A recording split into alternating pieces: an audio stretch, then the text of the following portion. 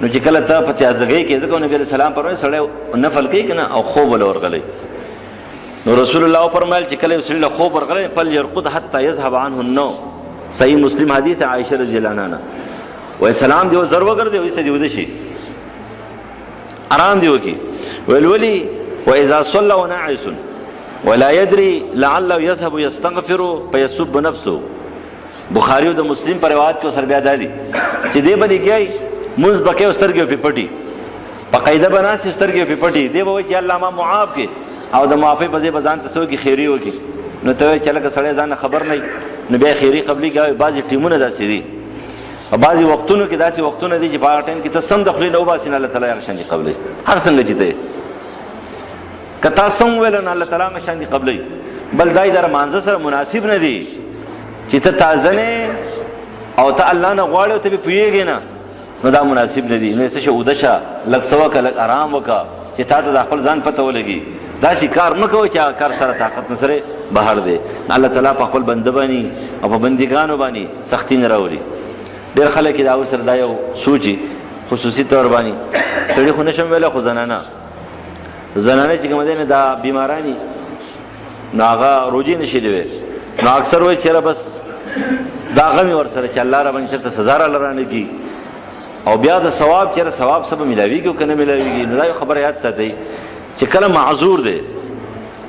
او دې وخت کې چې کله دې ټیک کو د روجې نیولې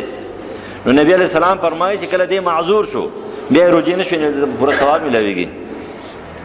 د الله قانون دا دی ته به پوره ثواب میلاویږي او دا دی چې که فرض که دې روغ ټیک ټاک او صحیح سالم او د الله بندګي نه کوله نو بس بیا دې معاف دی اجازت ته ورته چې دې بیمار دی فدیه ورکوي لیکن هغه شی ثواب ورته نه میلاویږي چې څنګه د نور روزهدارو ثواب دی. خو که فرض که دی په وخت صحت کې او د ځوانۍ کې د بندګي کوله ښه صحیح بندګي کوله اوس معذور شو بیمار شو اوس بندګي نشي کولی نو پوره ثواب ورته میلاویږي. څنګه چې مخکې د عبادت کو د هغې ثواب ورته میلاوېدو اوس په ورته هغه شان دي سره د عبادت د دې روزو ثواب میلاویږي. نو ابو درداء رضی الله عنه هغه ته نبی علیہ السلام فرمایي چې داسې کار به نه کوي چې دنیا دپاره موږ داسې سختي کوو لکه زنانه خصوصي طور باندې ایام نیسو. ایام څه ته وایي پته نه لګي ایام خو ماهوارۍ ته ویل کېږي د ښځو بیمارۍ ته ایام وایي. دوی ایام چې کومه دی نیولې دي په هره میاشت کې روژې د ټول نه بهتره روژه نبی علیہ السلام چې صحابو ته بار بار وصیت کړی دی چې یو خو منفرد یو روژه ده عاشورا روژه ده د عرفې روژه ده یا سته من شوال روژې دي دا د دین علاوه درې روژې بهترې روژې دي چې هغې ته ایام البیض وایي. ایام البیض دیارلسمه څوارلسمه او پنځلسمه دا درې روژې دې ته صوم الدهر وایي د ټولې زمانې روژه ورته وایي. ولې یوه روژه چې کومې دا د لسو نیکو برابر ده نو تا چې کله درې روژې ونیولې دا میاشتې برابر شوې او چې کله دې 12 میاشتې ونیولې نو 12,36,000 کال برابر شوې 360 ورځې شوې. نو دا ټول زمانه چې کومه دی ټول کال د هغې دپاره چې په هره میاشت کې ته ایام البیض نیسې دیارلسمه څوارلسمه پنځلسمه دا وله بهتر دي. خو د دې اجازه چرته هم نشته دی چې یو سړی دې څه کوي پرله پسې روژې نیسي یا دې دومره نوافل کوي چې یاره د هغې نوافلو طاقت یې نه وي. نو د سنت مطابق زندگی پکار ده هر کار چې کوو نو په هغې کې د سنت تپوس پکار دی. دویم نمبر د سته شوال چې اوس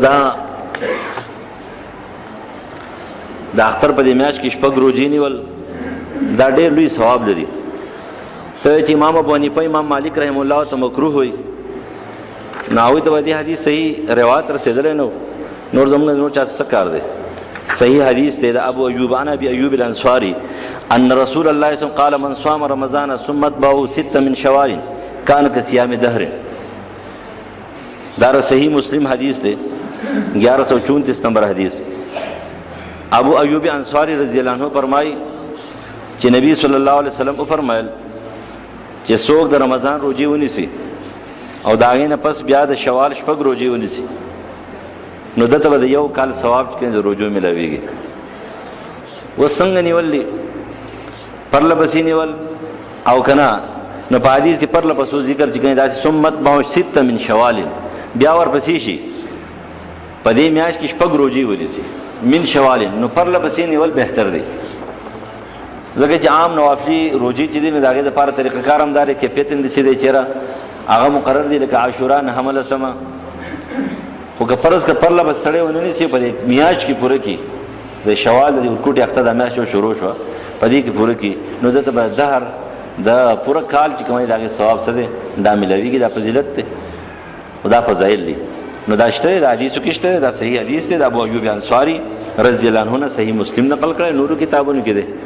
نو څوک په دې باندې عمل کولی شي نو ټیک ده، خو مستحب کار دی، ثواب پکې شته دی.